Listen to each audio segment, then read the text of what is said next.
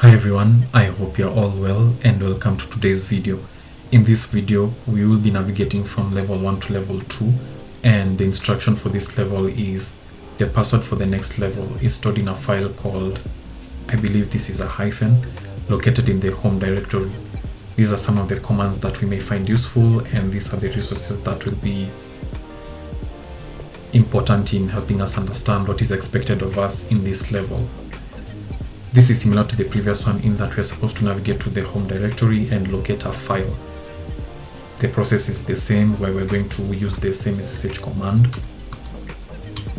Notice that we are using Bandit 1 because we are already in level 1, and just to help you, in each level that you get into, always look at the first level. This will guide you into which username you should be using. So in this case it is level 1, meaning that our username is Bandit 1. So it is Bandit 1, but everything else remains the same. So, and again, I hope you saved your password from the previous level, because that is what we will be using to log into this level. I had copied it, so I'm just going to paste it, and we are in. This is the output, and the terminal has changed to reflect which username I have logged in as. We have been told that the file is located in the home directory, so I'm just going to, just like I mentioned in the previous level, this symbol indicates that we're in the home directory. And if you want to be sure again, you can use the pwd command, and yes, we're in the home directory. So we're just going to list its content, and yes, the file is there. What you're going to notice in a lot of these levels is that you're going to have all these curveballs that are going to confuse you a little bit, but the concepts will remain the same. An example is here, where if you have noticed, this is the name of the file. The name of the file is literally a hyphen. The reason this is a little bit confusing is that, actually, let me show you which command we are going to use, and then you will see why this is, and this can be a little bit perplexing at first. For such a file that does not have an extension, we need to know what type of file it is so that we can know how to work with it. Is it a binary file? Is it a text file? Is it an image file? etc. To do that, Linux has a command called file that you can use on any file, and it can tell you which file type you're working with. If you want to learn more about it, just use the manual. It is quite comprehensive, and as you can see, we have all these different switches, options, flags, whatever you call it.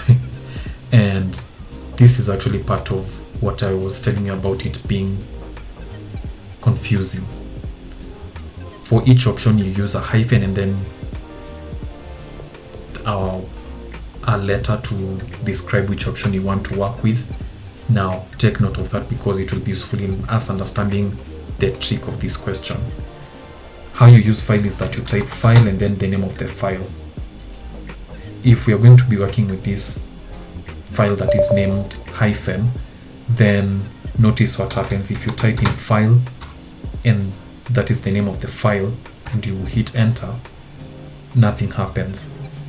This is because the command is expecting a letter.